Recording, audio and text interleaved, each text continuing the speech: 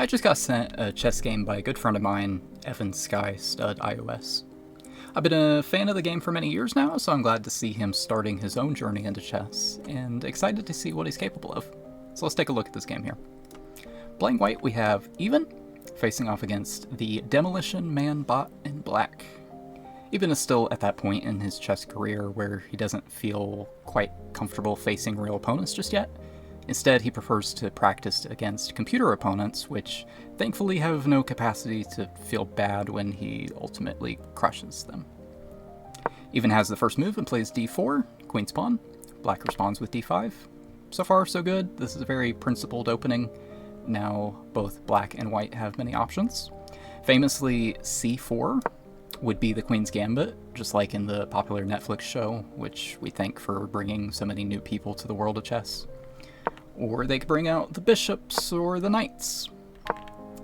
Lots of different possibilities. Even decides on c3, fortifying his pawn in the center, a bit like wrapping your sandwich for lunch in bubble wrap. Not the trendiest move, but it gets the job done. One natural drawback of c3 is that it takes away the natural development of the knight on b1. Further, it weakens that side of the board, so it's unlikely Even will castle on the queen side at any point. But really, it's fine. The computer still rates the position as dead even. Not like Even is dead, but rather no side has a real advantage yet. Black now plays e6, similarly strengthening their hold on the center, but doing so in a much more principled fashion, taking more space and simultaneously opening up lines for their bishop and their queen. There's a slight drawback here. It closes off the black bishop on c8. In chess, every move has positives and negatives, so it's always worth considering how a move affects both your position and your opponent's. Now let's see how Even responds. He pushes his own pawn, mirroring what black just did. Again, positives and negatives. This opens a line for his bishop, and also closes one for his other bishop. He's doubling down on protecting the pawn on d4. Very solid play. You might argue it's overly solid, favoring a bunker-like position over fighting for control. But overall, I like it. It's hard to go wrong here. It's almost like saying to black, come get me. Black responds with queen to e7. Again, a very passive move that doesn't do much. I'd say it's better than bringing it out to the middle, where it could be more easily targeted by other lesser pieces, but moving it to e7 doesn't add much value.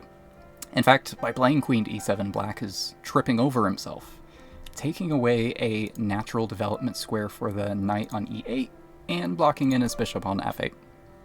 So seeing this pseudo-development, Even responds with queen to d3, a massively improved queen move compared to black's.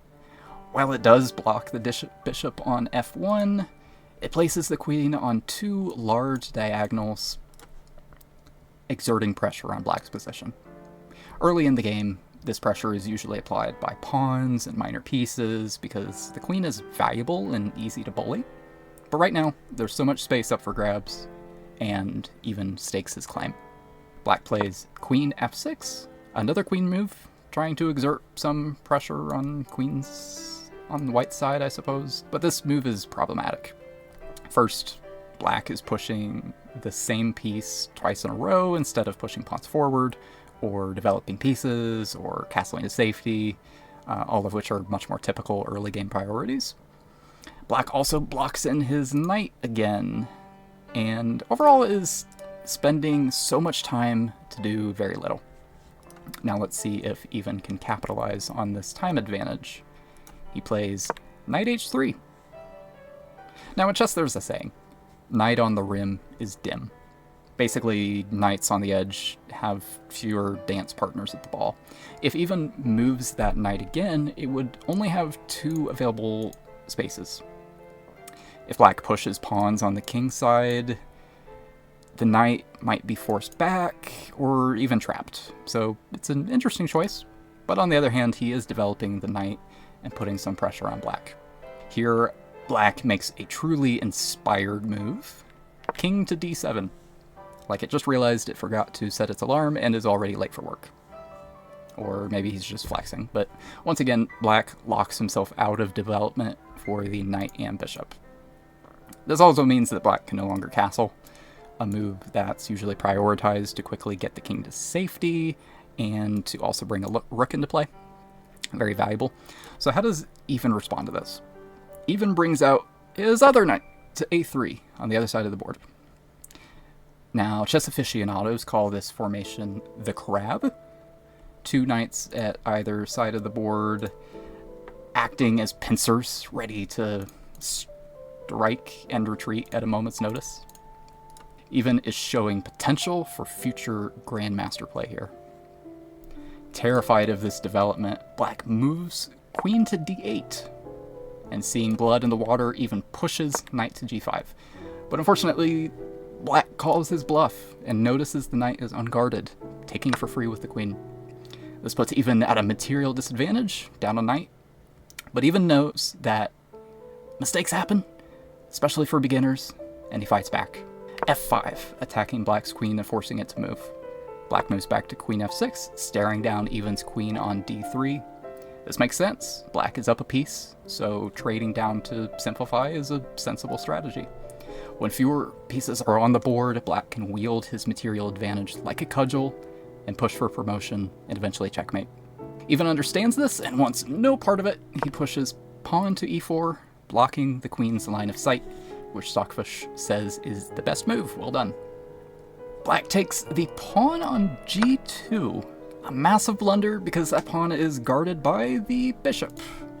And so Even recaptures. Now he has a huge 5-point material advantage, so black needs to make some excellent moves if he ever hopes to recover. Black tries bishop to c5, but once again that's just a free piece for Even to gobble up with d takes c6, securing now an 8-point material advantage. Black pushes h5, giving escape for his rook on h8. Even continues chopping away at black's pieces, e takes d5. Black doesn't recapture and instead brings out his king's knight to e7. Even keeps on attacking, d takes e6 check. Black retreats to e8. Things are looking dire for black, who's now down 10 points of material and on the run. So Even pushes further, e takes f7 check. Black finally recaptures with his king, but also steps deeper into danger. There aren't very many pieces nearby to protect the king. Most of black's army is still sleeping on the queen side of the board. So Even presses on. Black slides his king back to f8, and here tragedy strikes. Even, perhaps with a bit of tunnel vision, attacks black's king with queen to f5, missing that the square is already controlled by both black's knight on e7 and bishop on c8. And unfortunately for him, black seizes the opportunity and takes Even's queen with the bishop. And actually that was a slight error by black. It would have been better to recapture with the knight, because bringing out the bishop left the pawn on b7 unguarded, and white could now take that pawn for free with the bishop on d5.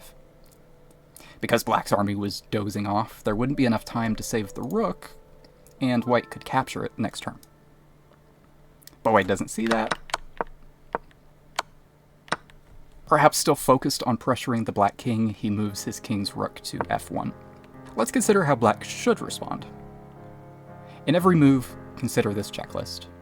Checks, captures, attacks. The holy trinity, if you will. Black can capture the unguarded bishop on d5, and as it turns out, that bishop is completely free for the taking. Currently, white has no way to punish that capture, so it's a total gain for black. Black could also try to attack white's king, but there's no immediate checkmate, and it's hard to justify over that free piece. Instead of any of that, black moves bishop to d3, attacking the rook just moved by white. Now white can safely retreat the rook and even counterattack with rook f3, which is exactly what Even did. Interestingly, it would have been better for white not to move the rook, but instead do that thing we talked about before, capturing the pawn on b7, because after bishop takes pawn, black's bishop takes rook, white's bishop takes rook, and black's bishop escapes. Once the dust is settled and points are tallied, white lost 5 points of material, but gained 6, a net positive. Black sees the danger on both his bishop and that dangling pawn on b7 and kills 2 birds with 1 stone, playing bishop back to a6, which the computer says is the best move. Material count is nearly equal now. Even is still up a pawn, which is less than the +10 he had earlier, but the game is far from over. And positionally, Even has quite an advantage. The computer rates it as +2.5 in White's favor, meaning the piece placement is worth nearly a full knight or bishop extra. So let's see if Even can capitalize. He plays f5. While the pawn is protected by his rook, he once again overlooks the hanging bishop. But thankfully, Black doesn't spot this and instead reinforces his pawn on g7 by moving rook to g8, which actually pulls the rook into the line of fire of White's bishop. Often trading your bishop for a rook is the right move, since rooks are worth nearly double the material points, but that isn't necessarily the case here. Instead, the computer recommends moving the bishop to d6 instead, tightening the noose on Black's king. But that isn't easy to spot. Instead, Even moves his rook up to f4, and it's a bit of an odd move, lacking a clear motive. Yet again, he leaves his bishop hanging. Black can capture that bishop for free, and doing so would even immediately attack the rook, forcing Even to lose time by moving it away. It also blocks in the bishop on c1, and doesn't exert any immediate pressure. It also blocks in the bishop on c1 and doesn't exert any immediate pressure on Black's position. That's not always a bad thing. Sometimes we make what are called quiet moves that subtly set up attacks, hoping to catch the opponent off guard. And maybe this was Even's intention. Perhaps he planned to sweep his rook to the queen side and attack the pawn on b7, but the opportunity to take that pawn is passed. Black can easily guard against it now, or even take better action, like capturing the bishop. Remember the fundamentals: checks, captures, and attacks, and especially don't give pieces away for free. Black takes the pawn on f5, which immediately gets swooped up by White's rook, putting Black in check again. If you're ever going to trade a knight for a pawn, be sure it leads to a winning position, and here it clearly does not. The material count is now +3 for Even, but the computer rates White's advantage as +8.6. Black's king is almost completely isolated, and checkmate is looming. Even spots a free rook on g8 and takes it with his bishop, which is surely saying a prayer of thanks to whatever kept Black from taking it earlier. Though better would be to bring his other bishop out with bishop to g5 check. Still, a free rook is hard to argue with, and Black, terrified, retreats his king to d8. Even, now carefully thinking through his checks, captures, and attacks, plays rook to d5 check. Black must move the king again, and Even finally brings out his other bishop and checks the king once more. Black has limited options, e8 or f8. After king f8, Even finds the best move, rook to d8, checkmate, and a beautiful one at that. The rook protects the bishop on the other side of Black's king, and White's bishops work together with the rook to completely smother Black. Excellently done by Even. This game had many strong moves, but also some mistakes, and that's perfectly normal. It's always worth analyzing not only what went right, but also what can be improved. Looking back to the start, playing c3 is solid, but maybe a bit too cautious. There are better options early on, like fighting for control of the center with pawns, or, again, developing knights and bishops. If Black hadn't blocked in his white bishop, he could have attacked with it, potentially. Then Black made the same mistake, but worse, by bringing out the queen and blocking natural knight development, and wasting time by moving the queen repeatedly. The random king move was especially poor, something a future grandmaster like Even wouldn't repeat, I'm sure. Knights on the edges of the board, while flashy and interesting, aren't usually done because it limits their mobility. More natural development or castling probably would have been better. Black offered a queen trade while having a material lead, but Even smartly declined, and shortly after, Black threw away their own queen, turning the tables back in Even's favor. White traded pawns to expose Black's king in the center in his plan to methodically remove the defense around Black's king, while a bit sloppy at times, was ultimately effective and won him the game.